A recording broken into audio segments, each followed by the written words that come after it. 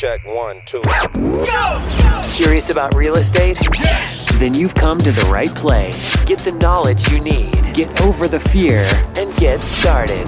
This is the Michael Quarles Real Estate Show with your host, Michael Quarles.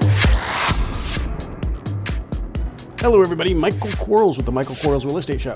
Welcome to podcast episode 306, and welcome to the Christmas season. Merry Christmas to everybody. I'm going to say it. I am not taking Christmas out of my life, and certainly not taking Christ out of Christmas. You may differ from me, and if so, that's okay for me. If you want to believe that, I absolutely believe that Christmas is a good thing, and I'm going to say Merry Christmas, and I hope I never say Happy Holiday. So, with that said, let's get going. Before we do, I have a Christmas joke. I like my jokes. Some of you have not heard that I have this immense talent, comedian talent, in fact. I tell you what, people just want to die. Maybe not necessarily from laughter, but when I say a joke, it just gets them someplace, they say. So here we go. What do you call Santa when he stops moving?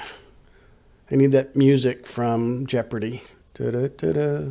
Well, anyway, what you call Santa when he stops moving is Santa Paws. I just think that's the cutest little joke I found today, and I wanted to share it. Now let's get going on podcast episode 306. It is a scenario question, and so here we go. I'm going to read it, and then I'm going to go back through and read it some more. It says, I'm looking at a property which is worth $250 to $380 fixed up. I am assuming they mean 1,000. I estimate it needs about $100,000 of work to get it to tip-top shape. The owner won't let me see the house, so I'm not 100% sure on the rehab costs.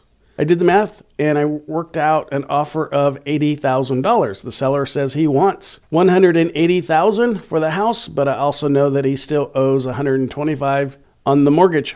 Is it worth it to make an offer that is below what he still owes? Should I make an offer above what he still owes, see the house, and then see if I can make the deal work at that price? Juicy, juicy, juicy. I'm going to enjoy this one. Let's look at the first sentence. I am looking at a property which is worth $200,000 and $280,000 fixed up, so I assume you mean ARV. And since we have a $30,000 spread there, I'm going to go to the low-end number, $250,000. So I'm going to assume that you're right. It's worth $250,000. Second line, it says you estimated the repairs to be $100,000. So let me look at my hotel formula. And my hotel formula says that if it's the repair costs are over $10,000, then I'm going to take the repair cost plus $10,000 per month. My experience as a general building contractor is I can build an entire house in 4 months. So $100,000 in rehab. I'm going to place a 4-month value in time at $10,000 a month. So I'm going to take $40,000, 10 times 4, add it to the 100 and get $140,000 of repair costs. I'm going to subtract that from the $250,000 value, which leaves me with $110,000. So my as-is value, what I believe the house is worth right now based upon your information, is $110,000. You go on to say, the seller won't let me see the house, so I'm not 100% sure on the rehab costs. Well, this concerns me for you because that tells me you don't, in fact, have a motivated seller. So let's look at all the reasons a seller wouldn't want you to see something or see the house. Okay, maybe they don't live there and they can't open it up for you. Well, if I have a seller that's out of town from a property they own and want to sell it to me, they'll figure out a way to get me a key. I don't need them to be there. I just need a key. The seller has the house occupied by a tenant, doesn't want to scare his tenant, and if you don't buy, well, I really doubt that's the problem, because if it needs $100,000 worth of work, he's got a crappy tenant in there, and the tenant probably doesn't care anyway. And let's face it, if you think it's worth $250,000 and it needs $100,000 in work, it's not a pretty house on the inside. Does not represent $250,000 if it's only worth $110,000. But maybe the seller has something they don't want you to see. Maybe they know something. Maybe they're afraid to tell you the truth about something. Maybe you have foundation issues. Maybe you had a murder in the house. Maybe it smells like blown up bodies, because I bought a house that smelled like blown up bodies because there was a double homicide in the house and the bodies blew up. Boy, and it stinks. You never know what the seller doesn't want you to find out. But if you do not have a seller that in fact wants you to see the house, this is what I would politely tell my seller. When time comes for you and you are serious about selling the house to me, Embedded Command, please give me a call back so I can schedule a time to go out and see the property and buy your house. Embedded Command. So when you're ready to sell me the house, embedded command, please give me a call at this phone number. Thanks so much. And in the meantime, if you happen to know anybody that's looking to buy or sell property, please keep my name and phone number handy for them because I'm always looking to buy properties in the area. Oh, by the way, did you happen to have any other property you're hoping to sell? You could go on and say, do you think you might be in a position to let me see the inside of the house so I can go ahead and buy the house from you and you can sell me the house to embedded commands? But if the seller doesn't want to have you see the house, I'm going to go buy a house from a seller that wants to show me the house. It's kind of like, you're single and you're dating, you want to hook up with someone and you go up to them and they go, you want to go out? And they go, no. They say, no, I am not interested. Not at all. Well, you don't keep pestering them until they show some interest. And same kind of thing with sellers. Unless they're motivated, kick them to the curb. You only have, I used to call it 2 types of sellers. And I've changed my opinion on it. You only have 1 type of seller that we care about. You have a motivated seller. Everybody else doesn't qualify. So they can be a seller eventually. We're all sellers eventually. But unless they're a motivated seller today, they don't qualify. So don't waste your time. Thanks for listening. We'll be right back. Are you running out of leads? It's time you tried Yellow Letters at yellowletters.com. Get motivated seller leads through yellow letters, postcards, zip letters, typed professional letters, greeting cards, door hangers, and business cards. Yellow Letters is a full-service marketing company created with your success in mind. Get the personal attention you need to get your direct mail campaign started and get in touch at yellowletters.com. And we are back in 3, 2, 1.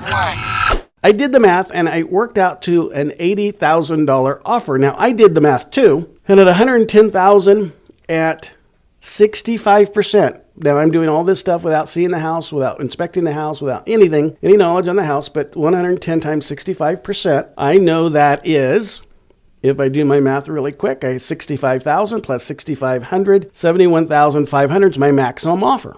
My maximum offer in a situation like this is $71,500. Then you go on to say the seller wants $180,000. Well, guess what? They're not motivated because if in fact it's only worth $110,000, they won't let you see the house. It's not worth $180,000 unless you're blind or you just don't know what you're doing. And maybe they're hoping for that. Maybe they're not letting you see the house, hoping to find someone that's unreasonable. Well, professional real estate investors aren't unreasonable. We're reasonable people.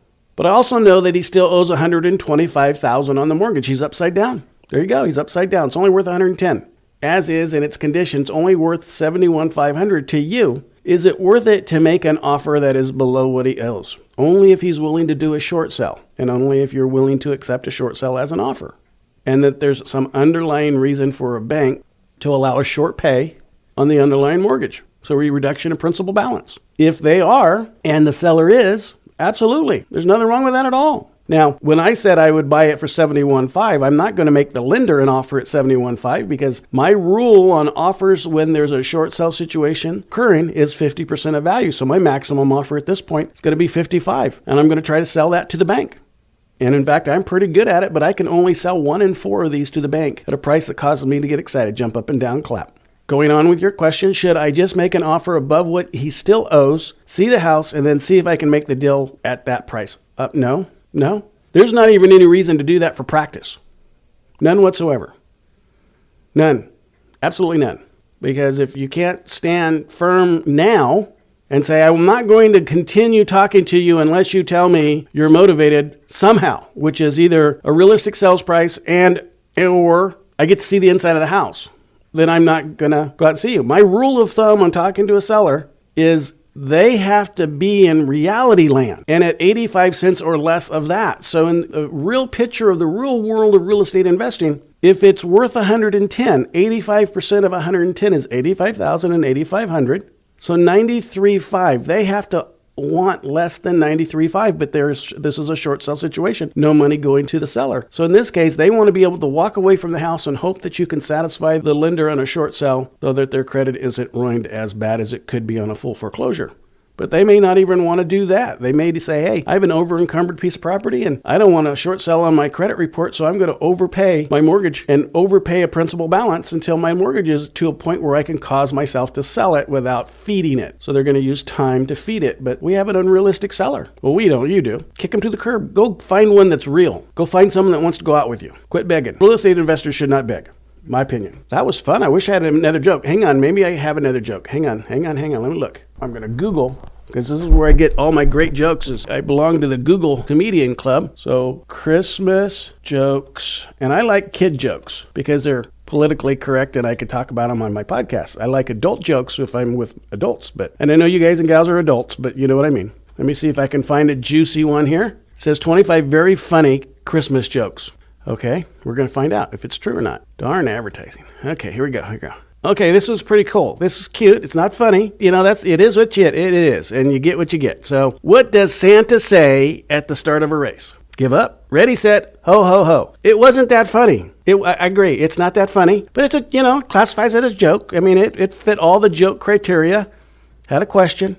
Had a little punchline. Not that funny. I'll try better next time. You guys have a great day. Oh, and don't forget about my coaching program. If you call in and ask for Santa or tell them that Santa said to call, they're going to give you an extreme discount on the coaching program if you're interested in being a real estate investor and learning from me on how I buy houses. Talk to you guys soon. Bye-bye. Thanks for listening to the Michael Quarles Real Estate Show. Get more info and stay in touch at michaelquarles.com.